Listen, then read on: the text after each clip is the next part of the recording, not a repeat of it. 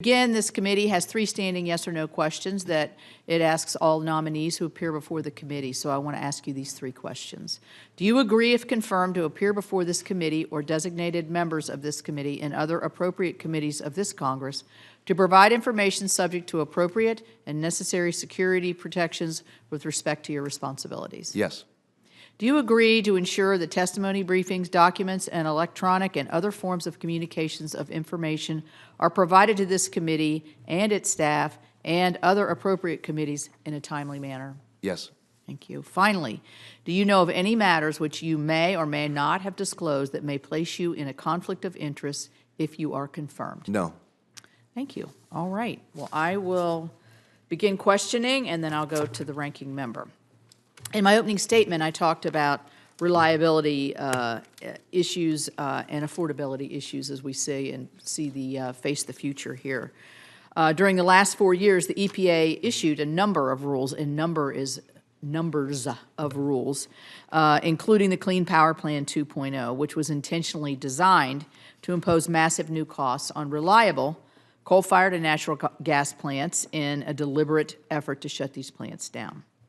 Unsurprisingly, over the same period of time, the cost of energy skyrocketed 23% over the last 4 years.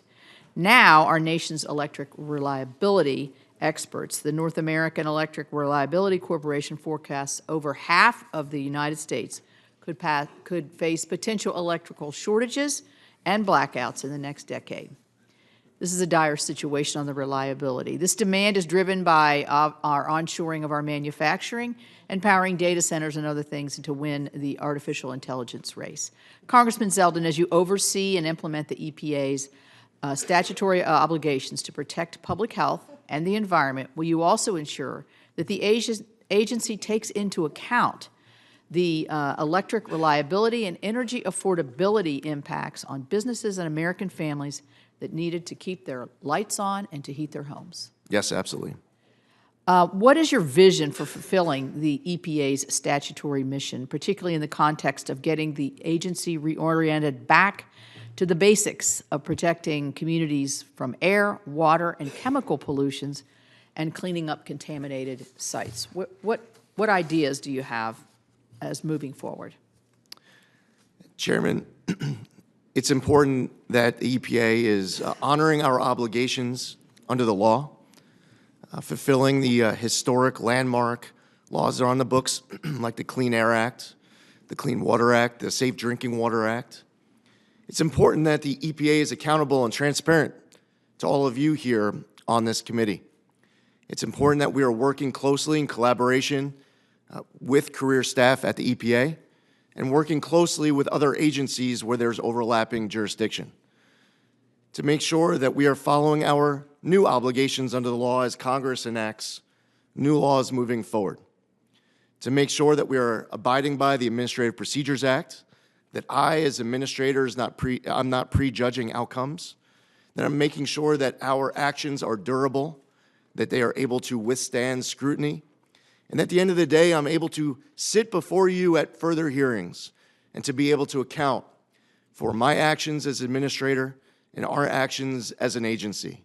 I look forward to working with all of you in order to make sure that Congress's intent is filled, that we also honor the Loper-Bright decision that was just issued by the Supreme Court to make sure that it is, in fact, Congress's intent that is being implemented, and it's not us as an agency filling in any gaps however we might see fit.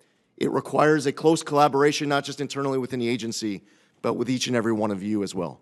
Thank you. Thank you. And I should have welcomed your wife, Diana, and Michaela, and your mother, Meryl. And we miss Ariana, but I hope she's watching it from afar.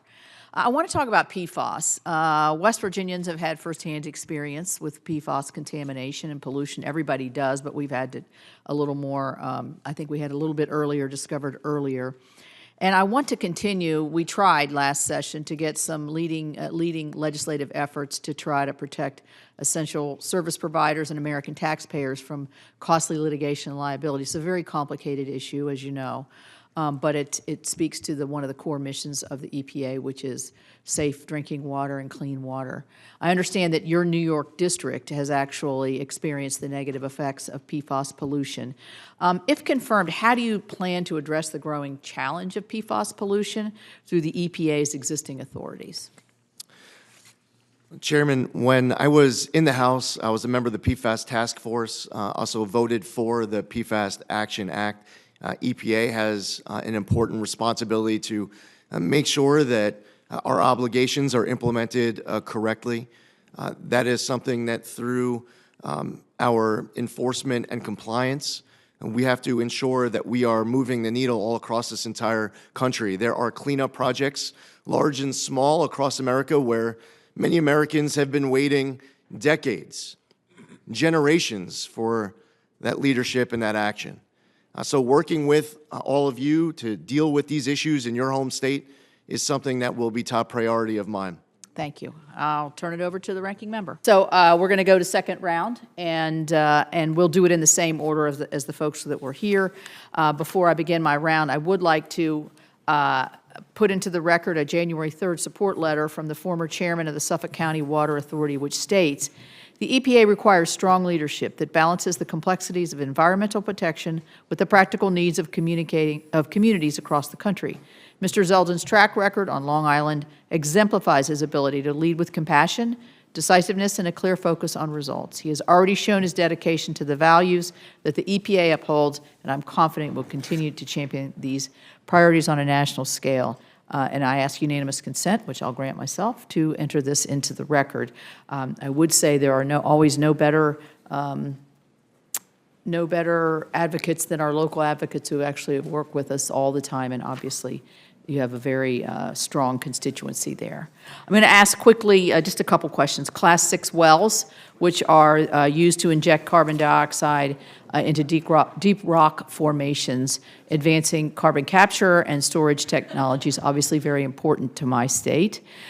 We provided EPA funding through the IIJA to have the EPA grant state primacy for Class 6 wells, since they constitute a different aspect of permitting.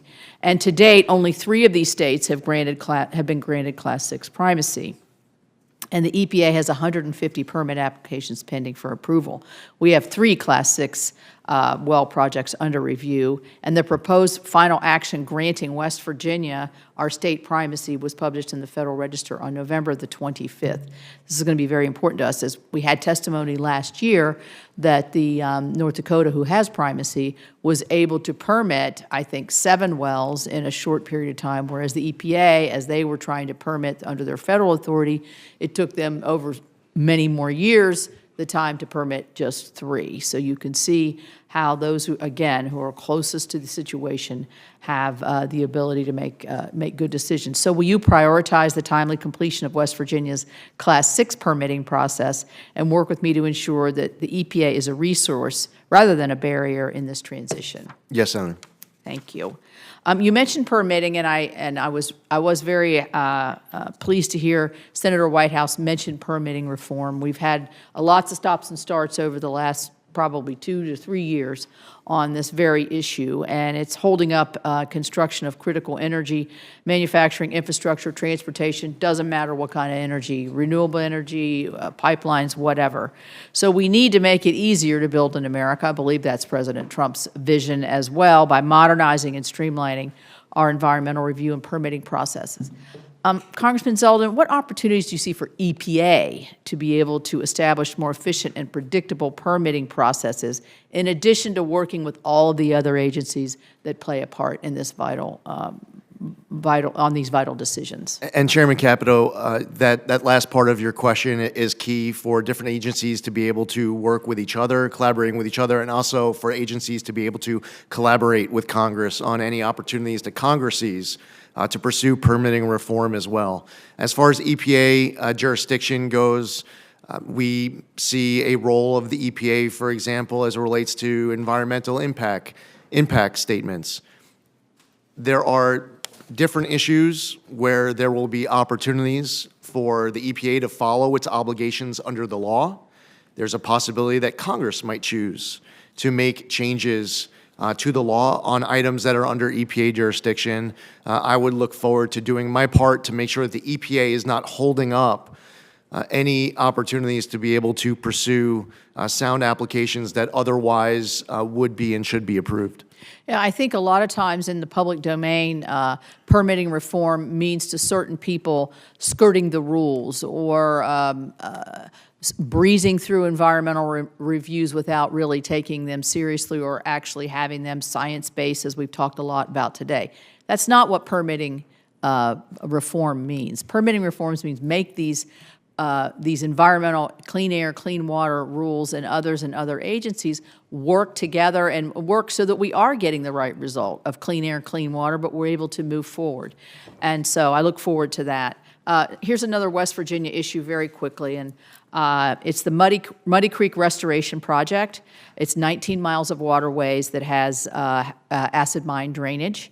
And West Virginia went about in coordination with the past Trump administration, and it was initially championed by the Biden administration to deliver real results in cleaning up this area of our state. It was a true win-win.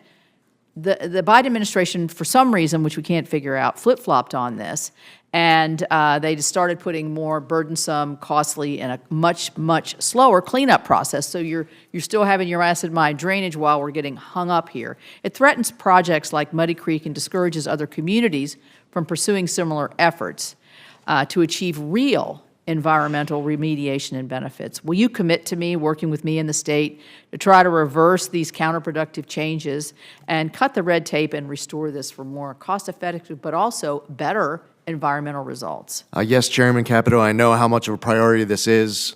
You've been outspoken on this issue. It's my commitment to work with you as soon as, if confirmed, as soon as I'm in that position. I'd welcome that opportunity. Thank you. Senator Whitehouse.